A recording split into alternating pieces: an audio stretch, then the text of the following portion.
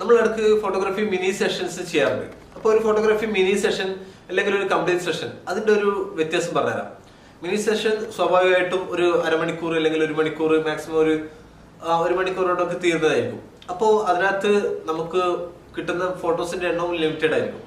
ഒരു മണിക്കൂറിന്റെ ഉള്ളിൽ ഒരു 6 ഫോട്ടോസ് 8 ഫോട്ടോസ് കാര്യങ്ങളൊക്കെ നമുക്ക് സെലക്ട് ചെയ്തിട്ട് എടുക്കാൻ പറ്റും.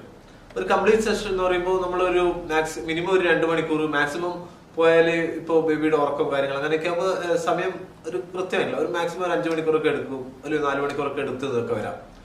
അപ്പോ അതാണ് സമയത്തിന്റെ ഒരു വ്യത്യാസം എന്ന് പറയുന്നത്. പിന്നെ അതിനുള്ള വ്യത്യാസം എന്ന് പറയുന്നത്, നമ്മൾ ഫോട്ടോസ് നമ്മൾ റെഡി ആയിട്ടുണ്ടാവും അല്ലെങ്കിൽ നമ്മൾ കംപ്ലീറ്റ് ആയിട്ട് ഫ്ലെക്സിബിൾ ആവുമെന്ന് പറഞ്ഞാൽ മാക്സിമം ഒരു അരമണിക്കൂറൊക്കെ കഴിയുമ്പോഴേക്കും. അപ്പൊ അതിനുശേഷമായിരിക്കും നമുക്ക് നല്ല ഫോട്ടോസ് ഒക്കെ കിട്ടുക. അല്ലെങ്കിൽ നമ്മൾ രണ്ടാമത്തെ ഡ്രസ്സ് മാറുമ്പോഴൊക്കെ ആയിരിക്കും നമുക്ക് നല്ല ഫോട്ടോസ് ഒക്കെ കിട്ടിയെന്ന് വരിക. കുറച്ച് ക്രിയേറ്റീവ് ആയിട്ടുള്ള ഫോട്ടോസ്, കുറച്ച് ഫൺ ആയിട്ടുള്ള ഫോട്ടോസ്, നമുക്ക് ഇഷ്ടപ്പെടുന്ന ഫോട്ടോസ് ഒക്കെ കിട്ടിയെന്ന് വരിക. ചിലപ്പം ആ ഒരു സമയം ഒരു അരമണിക്കൂറൊക്കെ ആയിട്ട് നമ്മൾ ഫോട്ടോഗ്രാഫറായിട്ടൊക്കെ ഒന്ന് ഫ്രണ്ട്ലി ആക്കി കഴിയുമ്പോഴേക്കും നമുക്കൊക്കെ നല്ലൊരു ഫോട്ടോസ് കിട്ടിയെന്നൊക്കെ വരിക.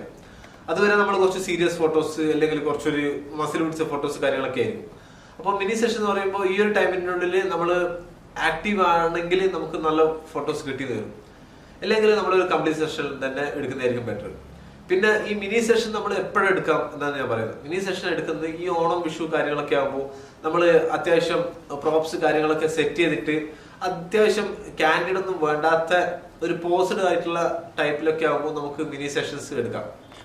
അതായത് ഒരു ചെറിയൊരു മിനി സെഷൻ ചെയ്യുന്നത്, ഓണത്തിനൊരു മിനി സെഷൻ ചെയ്യുന്നത്. അപ്പോൾ അതിന് വേണ്ടിയിട്ട് നമ്മൾ പ്രോപ്സ്, ഇപ്പൊ വിഷുവിന്റെ മിനി സെഷൻ വരും. അപ്പോൾ അതിന് വേണ്ടിയിട്ട് നമ്മൾ കൃഷ്ണനും മയിൽപ്പീലി കാര്യങ്ങൾ അത് ഇതൊക്കെ ഒന്ന് സെറ്റാക്കും. അപ്പോൾ അതിന് മുന്നിൽ നിൽക്കുക അല്ലെങ്കിൽ അതിന് മുന്നിൽ കുട്ടികളായിട്ട് നിൽക്കുക, കളിക്കുക, അങ്ങനെയുള്ള ചെറിയ കാര്യങ്ങൾ മതി.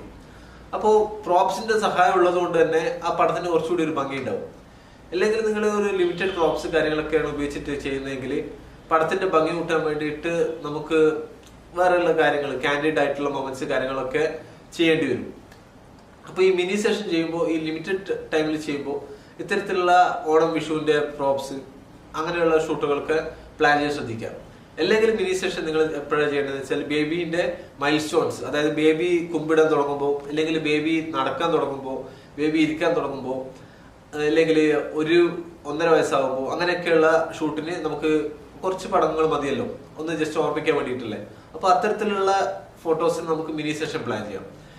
അല്ലാതെ ബേബിയുടെ 1 ഇയർ പ്രീ ബർത്ത്ഡേ, അല്ലെങ്കിൽ 2 ഇയർ ബർത്ത്ഡേ, പ്രീ ബർത്ത്ഡേ, അല്ലെങ്കിൽ ഒരു 6 മന്തിന്റെ, അല്ലെങ്കിൽ ഒരു പേര് വിളി കഴിഞ്ഞിട്ടുള്ള ഫോട്ടോഷൂട്ട്, അങ്ങനെയൊക്കെ ആകുമ്പോൾ നമ്മളൊരു കംപ്ലീറ്റ് ഒരു സ്റ്റോറി ടെല്ലിംഗ് എന്നുള്ള രീതിയിൽ ഒരു 2-3 ഡ്രസ്സൊക്കെ ചേഞ്ച് ചെയ്തിട്ട് ചെയ്യേണ്ടതായിട്ട് വരും. അപ്പോൾ